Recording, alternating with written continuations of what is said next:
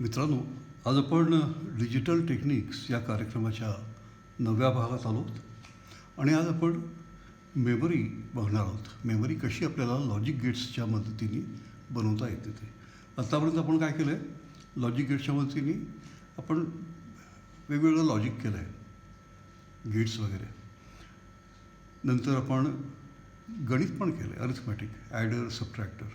त्यानंतर आपण प्रोग्रामेबल गणित पण केलं आहे, प्रोग्रामेबल ॲडर, सबट्रॅक्टर. आज आपण बघणार आहोत की त्याच लॉजिक गेट्सच्या मदतीने आपण मेमरी तयार करू शकतो का.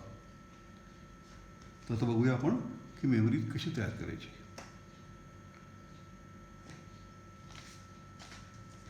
आपण काय करणार आहोत, नॅन्ड गेट्स आपल्याला माहिती आहेत, तेच आपण वापरू. सर्वप्रथम मी एक नॅन्ड गेट घेतलं.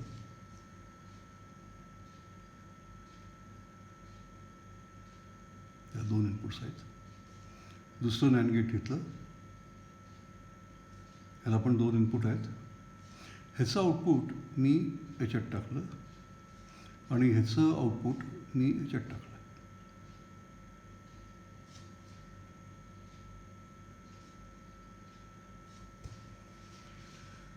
आता एक गोष्ट तुम्ही लक्षात ठेवा की कोणत्याही नॅन्ड गेटचा एक इनपुट जरी 0 झाला, एकही इनपुट 0 झाला, तर त्याचं आउटपुट 1 होतं. काय वाटेल ते झालं तरी. आता आपण असं धरून चालूया की मी इथे 0 दिलेला आहे, इथे 1 दिलेला आहे. तर हा 0 असल्यामुळे हा 1 होणार आहे, त्यामुळे हा 1 इथे येणार आहे. हा 1 झाला आहे आणि हा 1 इथे आलेला आहे. हा 1 आहे आणि हा 1 आहे. तर नॅन्ड गेटचे दोन्ही इनपुट्स 1 असतील तर त्याचं आउटपुट 0 होतं, त्यामुळे इथे 0 आलेलं आहे. आता समजा मी ह्या 0चा 1 केला तर काय होईल. 0चा मी 1 केला, हा 1च राहू दिला, त्याला डिस्टर्ब नाही केलं, ह्याला फक्त 0चा 1 केला तर काय होईल. आता इथे 0 असल्यामुळे इथे काहीही आलं तर इथे 0 असल्यामुळे आपल्याला इथे 1 मिळणार आहे. इथे 1 मिळालं आपल्याला, इथे 1 आहेच ऑलरेडी, तर 1 आणि 1 इथे 0 मिळणार आहे. ह्याचा अर्थ काय झाला की मी ह्याला 0चं 1 केलं तरीसुद्धा या सर्किटच्या आउटपुटवर काहीही परिणाम झाला नाही.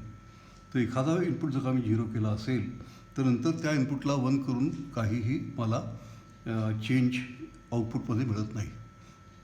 आता आपण दुसरं बघूया. मी आता ह्याला 0 केलं आणि ह्याला 1 राहू दिलं. मी ह्याला 0 केलं आहे, त्यामुळे इथे 1 येणार आहे आणि इथे 1 आहे, इथे 1 ऑलरेडी आहेच, त्यामुळे इथे 0 होणार आहे. आलं लक्षात. आणि आता मी ह्या 0ला 1 केलं तर काहीच फरक पडणार नाही. कारण काय की इथे 0 आहे, त्यामुळे इथे 0 आहे, त्यामुळे इथे 1 आहे. इथे काहीही असलं तर इथे 0 असल्यामुळे इथे 1 असणार आहे. आणि हा 1 इथे गेला, इथे हा ऑलरेडी 1च आहे, ह्याला आम्ही डिस्टर्ब नाही केलेलं, त्यामुळे 1 आणि 1 इथे 0 राहणार आहे. ह्याचा अर्थ जर का मी इथे 0 केलं तर इथे 1 होतो, त्यानंतर ह्याला मी काहीही केलं तर जेव्हा मी ह्याला 0 करतो तेव्हा इथे 1 होतो आणि इथे 0 होतो. आणि मी ह्याला काहीही चेंज केलं तरीसुद्धा या स्टेटमध्ये बदल घडत नाही. उदाहरणार्थ मी ह्याला 1 केलं तर आपण पाहिलं की हा 1 होता तो 1च राहतो, 0 होता तो 0च राहतो. तसंच जर का मी ह्याला 0 केलं तर हा 1 होतो आणि हा 0 होतो. तर ह्याला जर का आपण आउटपुट क्यू म्हटलं तर आपण ह्याला आउटपुट क्यू बार म्हणतो, कारण ह्याला हा 1 असेल तर हा 0 होतो, हा 0 असेल तर हा 1 होतो. म्हणून एखादा जर का मी क्यू म्हटलं तर दुसरा मी क्यू बार म्हणणार आहे.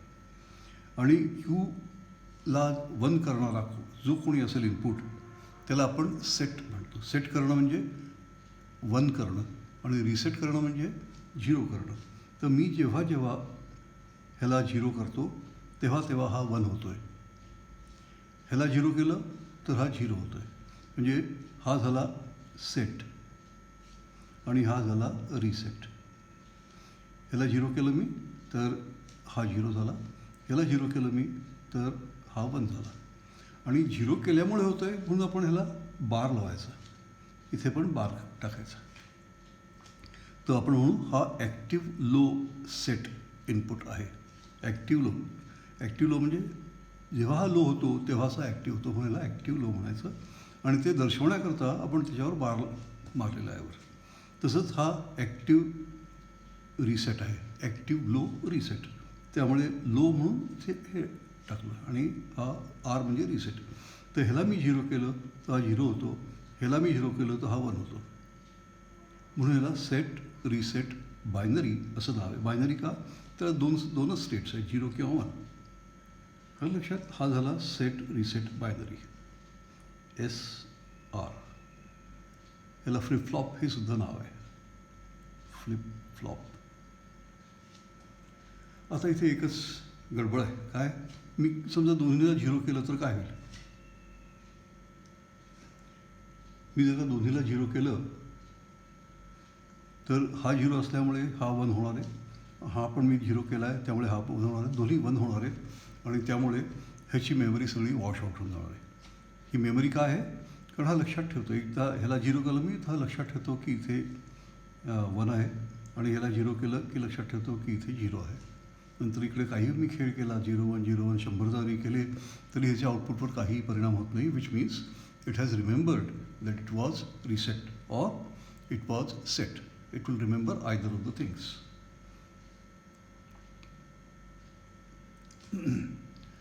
आता काय प्रॉब्लेम आहे? आपण दोन्हीला 0 केलं तर दोन्ही 1 होतात, म्हणून ती मेमरी पुसली जाते. आपल्याला असं करायचं नाही आहे, आपल्याला ही सिच्युएशन येऊ द्यायची नाही आहे. तर आपण काय करायचं? मग आपण इथे आणखीन नॅन्ड गेट लावूया. आपल्याला नॅन्ड गेट फार आवडतात म्हणून आपण परत नॅन्ड गेट लावूया.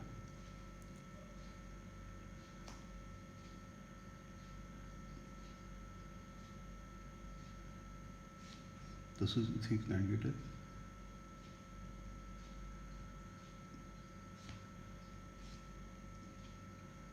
या नॅन्ड गेटला एक इनपुट इथे आहे, दुसरं इनपुट, एक इनपुट, दुसरं इनपुट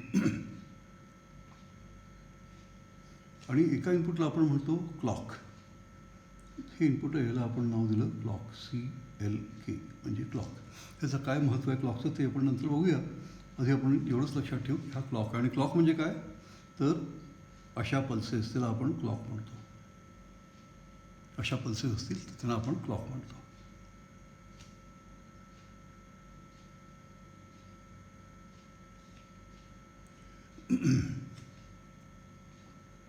आता आपल्याला काय इन्शुअर करायचं आहे की हा 0 असेल तर हा 1 होईल आणि हा 1 झाला तर हा 0 होईल.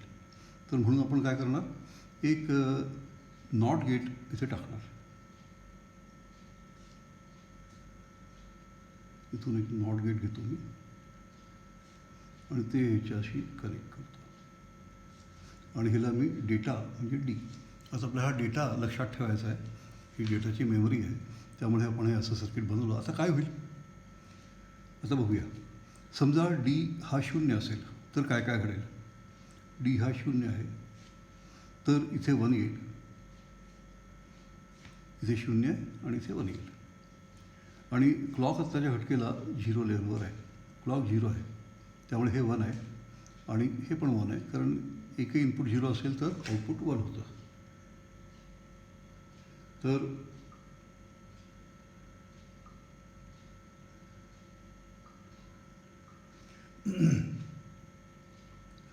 क्लॉक आत्ता 0 आहे, आपण ह्या एरियामध्ये कुठेतरी आहोत.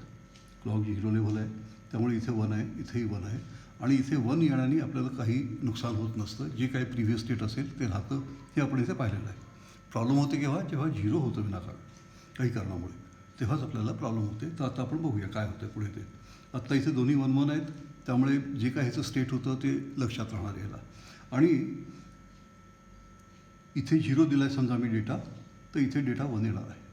आता समजा हे क्लॉक 1 झालं, 0चं 1 झालं तर काय घडेल ते आपल्याला बघायचं आहे. आता क्लॉक 0चं 1 झालं, इथे 0 होता, इथे 1 होता, हा 1 झाला, 1 आणि 1 त्यामुळे इथे 0 झाला, इथे 0 झाला त्यामुळे इथे 0 झाला, त्यामुळे इथे 1 झालं. आता मी अंडरलाईन करतो म्हणजे लक्षात राहील की ही क्लॉकच्या केसमध्ये असं होतं आहे. तसंच इथे 1 असल्यामुळे इथे 1 आहे, पण इथे 0 असल्यामुळे हा 1च राहणार आहे. याला यावर काहीच परिणाम होणार नाही. हा 1 झालेला आहे म्हणजे हा 1 झालेला आहे, इथे 1 आहे, इथे 1 आहे, त्यामुळे इथे 0 राहणार आहे. तर हा 0 इथे राहणार आहे. त्याला आम्ही अंडरलाईन करतो. तर आता क्लॉक आला आणि हे असं घडलं. आता काय होईल? हे घडल्यानंतर अजूनही तर क्लॉकचं लेवल हाय आहे. त्याचा काही परिणाम होईल का? लक्षात घ्या तुम्ही, हे जेव्हा 1 झालं होतं तेव्हा हा घटनाक्रम काय झाला तो आपण पाहिला. हा 0 झाला आणि हा 1 झाला. ओके, म्हणजे हे 0 आपण पाठवला होता, तो इथे 0 येऊन पोचला. आणि आता क्लॉक अजूनही 1 आहे. त्याच्या 1 असल्यामुळे काही परिणाम होईल का? तर बघूया. तर हा अजूनही 1 आहे, हा अजूनही 1 आहे, त्यामुळे हा अजूनही 0 आहे, त्यामुळे हा अजूनही 1 आहे, त्यामुळे हा अजूनही 1 आहे आणि हा 0 असल्यामुळे हा 1 आहेच, त्यामुळे 1 1 हा 0. ह्याचा अर्थ इथूनपर्यंत एकदा जे घडलं आहे ते स्टेबल राहणार आहे, त्याच्यात काही बदल होणार नाही आहे. मग हा क्लॉक 0 झाला. आता काही होईल का? हा क्लॉक आता 0 झाला इथे, इथून ते इथपर्यंत हा क्लॉक 0 झाला. तर त्यामुळे काही होईल का? बघूया. हा 0 झाला म्हणजे हे 0 झालं, हे 0 झालं, त्यामुळे हे 1 झालं, हे 1 झालं, हे 1 आणि 1 झाल्याने आपण पाहिलं आधी ह्या केसमध्ये की जी स्टेट आधी असते तीच स्टेट मेंटेन होते. म्हणजे ही स्टेट होती तर ही स्टेट मेंटेन होईल. कशी काय? हे दोन्ही 1 झाले तर हा 0 असल्यामुळे इथे 0 असल्यामुळे इथे 1 होणार आहे. एकही 0 असतं, आउटपुट 1 असतं, म्हणून हे 1 होणार आहे. आणि हे 1 होय आणि हे 1 झालेलं आहे, त्यामुळे इथे 0 आहे. ह्याचा अर्थ स्टेटमध्ये त्याच्या दशेमध्ये काहीही परिवर्तन होणार नाही आहे. It will remain stable. आता समजा मी डीला 1 केलं, डीला मी समजा 1 केलं तर हा 0 होईल. हा इन्व्हर्टर आहे त्यामुळे नॉट गेटिंग. इथे मी 1 केला तर इथे 0 झाला. इथे 0 झाल्याबरोबर इथे 1 होणार. तसंच इथे 1 आहे आणि आता क्लॉक 0 आहे त्यामुळे इथे 1 आहे. हा क्लॉक 0 असल्यामुळे इथे पण 1 आहे. दोन्ही ठिकाणी 1 1 आहेत. काही वेळाने हा क्लॉक हाय झाला, काही वेळाने हा क्लॉक हाय झाला. हा हाय झाला, इथे 0 आहे, इथे 1 आहे, हे लक्षात घ्यायचं. तर हा हाय झाला त्यामुळे इथेही हाय झाला, इथे हाय झाला त्यामुळे 1 आणि 1 इथे 0 झाला, इथे 0 झाल्यामुळे इथे 1 झाला. नॅन्ड गेटचं कोणते एक इनपुट 0 असेल तर आउटपुट 1 होतं, त्यामुळे इथे झाला 1. पहिली गोष्ट. त्यामुळे इथे पण आला 1. इथे काय घडलं बघूया. इथे 1 असल्यामुळे इथे 0 आहे, त्यामुळे क्लॉक कायची कंडिशन काही असली तरी इथे 1च राहणार आहे. इथे 1 असल्यामुळे आणि हा 1 मला आता इथे मिळाल्यामुळे 1 आणि 1 इथे 0 होणार. आता हे क्लॉक हाय राहिलं कितीही वेळ तरीसुद्धा काही फरक पडणार नाही आहे. हा 0 होऊन येऊन पडला तरीही काही फरक पडत नाही, हे आपण पाहिलं आहे. ह्याचा अर्थ काय झाला की क्लॉकची एज आल्यानंतर काही क्षणातच मायक्रोसेकंड्समध्ये किंवा नॅनो सेकंड्समध्ये सुद्धा जी काही ही व्हॅल्यू असते ती इथे येऊन पोचते. इथे 0 होता त्यामुळे इथे 0 आला, इथे 1 होता त्यामुळे इथे 1 झाला आणि तो आता सतत लक्षात राहील. इथे कोणतेही कॉम्प्लिकेशन नाही आहे. पूर्वी कसं कॉम्प्लिकेशन होतं की दोन्ही समजा 0 झाले तर काय होईल. आता हा प्रश्न उरलेला नाही आहे. आलं लक्षात. तर आता आपण काय केलं आहे, आपण नॅन्ड गेटच्या मदतीने एक मेमरी तयार केलेली आहे आणि ती मेमरी आपण तिथे आपल्याला समजा मेमरी म्हणजे हा संपूर्ण डब्बा, ह्याच्यात आपण एका डब्यात टाकलं आणि फक्त हा आउटपुट काढला, हा डेटा इनपुट काढला आणि हा क्लॉक बाहेर काढला तर 3च गोष्टी बाहेर येणार आहेत. एक आहे डेटा, दुसरा आहे क्लॉक आणि तिसरा आहे क्यू. हा आउटपुट आहे. हे 2 इनपुट आहेत. तर डीची जी काही व्हॅल्यू असेल ती इथे केव्हा जाईल, जेव्हा क्लॉकचं लेवल 1 होईल. तर ह्या एजवर ते काम ही गोष्ट घडते. तर जेव्हा जेव्हा ही एज येते तेव्हा हे लेवल 0चं 1 होतं, तेव्हा जे काही इथे असेल ते आउटपुटमध्ये येतं. इथे 0 असेल तर इथे 0 येतं, इथे 1 असेल तर इथे 1 येतं. कळलं. ह्याला डी टाईप फ्लिपफ्लॉप म्हणतात आणि ह्याच्यात क्लॉकचं महत्त्व आहे. क्लॉक आल्याशिवाय काहीच होत नाही. त्यामुळे ह्या डिव्हाइसला क्लॉक्ड डिव्हाइस म्हणतात. ही डिव्हाइस आहे क्लॉक्ड फ्लिप फ्लॉप. FF म्हणजे फ्लिप फ्लॉप असं आहे. तर 0 असेल आणि क्लॉक आलं तर इथे 0 होईल. 1 असेल आणि क्लॉक आलं तर 1 होईल. आणि क्लॉक नसेल तेव्हा जे काही त्यांनी लिहिलं होतं, जे काही इथे गेलं होतं ते तिथेच राहणार आहे, ते विसरलं जाणार नाही. म्हणून ह्याला आपण म्हणतो मेमरी. डन.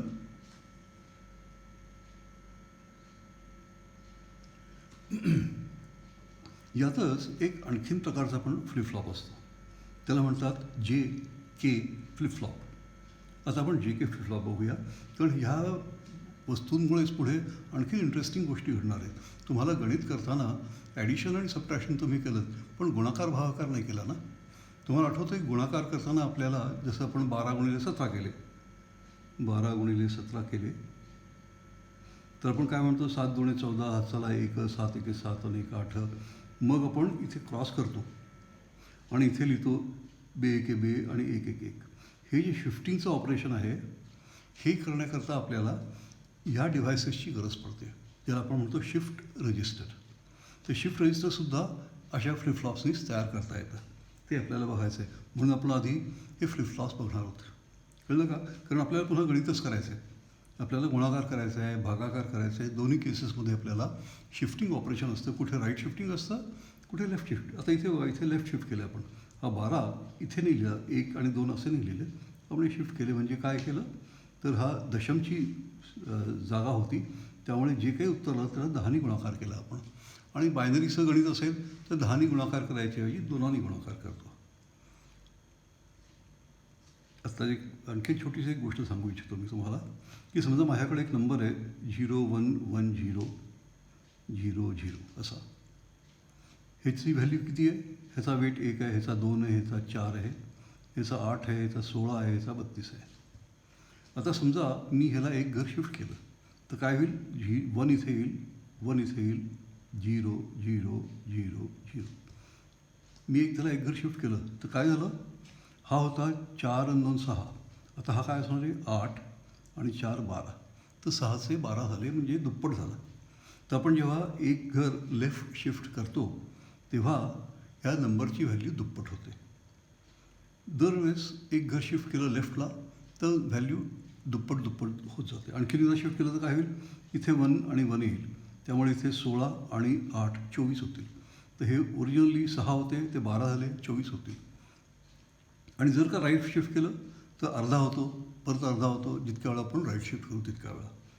तर शिफ्टिंग ऑपरेशन आपल्याला गरज पडते गुणाकार आणि भागाकार करताना. आणि ते आपल्याला आता शिफ्ट रजिस्टर बनवायचे, तर त्याकरता आधी आपल्याला फ्लिपफ्लॉप्स स्टडी करावे लागतात. फ्लिपफ्लॉपच्या मदतीनेच आपण पुढे जाऊ शकतो. तर आता मी एक तुम्हाला सांगणार आहे एक JK फ्लिपफ्लॉप. तर ही वस्तू अशीच्या अशीच घ्यायची आपण. तर मी ड्रॉ करतो, त्यात वेळ जातो आहे थोडासा, पण एनिवे आपल्याला करणं भाग आहे. एक दुसरं नॅन्ड गेट. तुम्ही पण सवय करून घ्या खरं म्हणजे. हे इथे आलं आणि हे इथे गेलं. नंतर हा जो आहे ह्याला आपण ह्याची लिमिटेशन पण पाहिली. इथे पण सेमच लिमिटेशन आहे, पण काहीतरी वेगळं होणार आहे. आता इथे मी एक नॅन्ड गेट घेतो परत.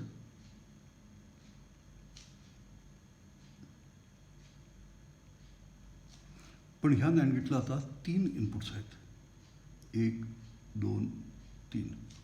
त्याच्यापैकी एक इनपुट आहे त्याला आपण म्हणतो क्लॉक, 2 आणि 3. आता ह्याला आपण सुद्धा परस्पर जोडलं, हे नॅन्ड गेट आहे. या दोन्हीला परस्पर जोडलं आणि इथे मी म्हटलं हा माझा क्लॉक इथे आहे. आणि हे जे इनपुट आहे ह्याचं, आता आपण कसं केलं होतं, ह्याचं इनपुट दिलं तसं आपण ह्याला हे जे आहे इनपुट ते इथून घेऊया. हे इनपुट मी घेतलं इथून आणि हे इनपुट इथून घ्यायचं.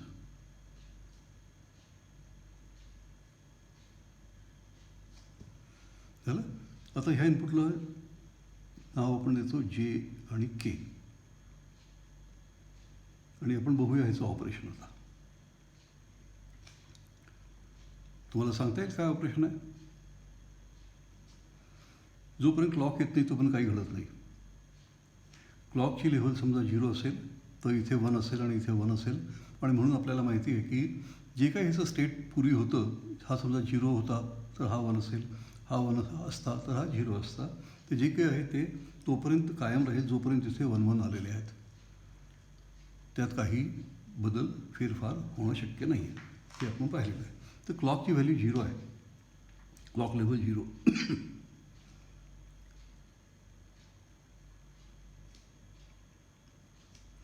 क्लॉक लेव्हल 0 झालं तर इथे 0 0, इथे 1 आणि 1 आले, त्यामुळे कुठेच काही चेंज होणार नाही आहे.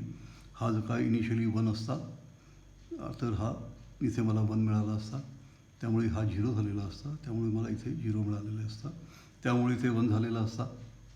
कारण कोणतंही एक इनपुट 0 झालं तर 1 होतं वगैरे. ते आपल्याला माहिती आहे. आता नेक्स्ट स्टेप काय? तर हे क्लॉक 1 लेवलवर आलं तर काय होईल? क्लॉकचं लेवल 1 झालं, इथे 1 आहे, त्यामुळे इथेही 1 आहे, इथेही 1 आहे. आणि समजा हे 1 होतं आणि 0 होतं तर काय होईल? हे 1 होतं. बरं, आपण अजून इनपुट दिलेले आहेत, ह्याला आपण 0 म्हणूया आणि ह्याला आपण 1 म्हणूया. ठीक आहे. तर ह्याला मी जर का 0 केलं तर हा 1 होणार आहे, आणि ह्याला 1 दिलं आहे तर त्यामुळे क्लॉक 1 झालेलं आहे, हे 1 आहे, हे 1 आहे, त्यामुळे इथे 0 होईल, त्यामुळे इथे 1 होईल. त्यामुळे हा जो 0 होता तो आता 1 होईल, आणि हा जो 1 होता तो 0 होईल. कसा? हा 1 झाला आहे आणि हा 0 असल्यामुळे हा 1 आहे, 1 आणि 1, त्यामुळे इथे 0 झाले, तर इथे चेंज होऊन 0 होईल. इथे आपण सेट आणि रिसेट करू शकतो 0 1 वगैरे देऊन. तर हा JK फ्लिपफ्लॉप झाला. आणि ह्या फ्लिपफ्लॉपचं वैशिष्ट्य काय आहे? समजा आपण J आणि Kला सेम व्हॅल्यू दिली तर क्लॉक आल्यावर हे टॉगल होतं. तर हे तुम्ही वाटल्यास एकदा स्टडी करून घ्या घरी. आणि आज मी विषय इथेच थांबवतो आहे. पुढच्या वेळेस आपण बघू ह्याचा, जर मी म्हटलं J आणि K ह्याला शॉर्ट केलं तर हे टॉगल नावाचं फ्लिपफ्लॉप तयार होतं, आणि मग त्याचा प्रचंड उपयोग आहे. तर हे आपण पुढच्या भागात आणखीन डिटेल्समध्ये बघू, आणि त्यानंतर हा विषय आणखीन पुढे घेऊन जाऊ.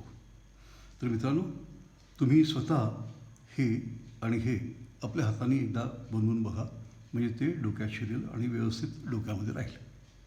कळलं का? करणार? तर आपण आता काय पाहिलं? सुरुवातीला मी तुम्हाला म्हटलं होतं की नुसत्या नॉर गेट किंवा नुसत्या नॅन्ड गेटनी सुद्धा मी एका डब्यामध्ये भरपूर नॅन्ड गेट्स घेतलेत, आणि त्यांच्या मदतीने समजा मला काय बनवता येईल असा प्रश्न असेल तर मला लॉजिक करता येईल, त्याच्या मदतीने मला अरिथमेटिक करता येईल, त्याच्या मदतीने मला सिग्नल प्रोसेसिंग करता येईल. जर शिफ्टिंग आपण करतो तर सिग्नल प्रोसेसिंग. नंतर आपण प्रोग्रामेबल डिव्हाइस बनवू शकतो. प्रोग्रामेबल म्हणजे कसं? एखादी पिन तुम्ही 1 केली तर ती डिव्हाइस एका पद्धतीने काम करेल, 0 केली तर वेगळ्या पद्धतीने काम करेल. हे आपण मागे पाहिलं आहे प्रोग्रामेबल ॲडर आणि सबट्रॅक्टर जेव्हा पाहिलं तेव्हा. तर अशा प्रकारे आपण फायनली आलो मेमरीपर्यंत. आपण मेमरीसुद्धा बनवू शकतो. मग राहायचं काय? खरं सांगायचं तर फारसं काही राहिलं नाही आहे. आपण ह्या वस्तू जर का नीट शिकलो तर आपल्याला ह्याच्यापासून कोणत्याही कॉम्प्युटरचा CPU बनवता येऊ शकतो. हे बेसिक आपलं ध्येय आहे, आणि आपण CPU बनवायचं की नाही ते बघू. कारण तेव्हा काय होईल की ते सर्किट इतकं कॉम्प्लेक्स होईल की बनवू चलेगा, ते पण करूया. चला, मग मी आता इथे थांबवतो, आणि आपण पुढच्या भागात 10व्या भागात भेटू, तेव्हा ह्याच विषयाला पुढे चालना देऊ. थँक्यू.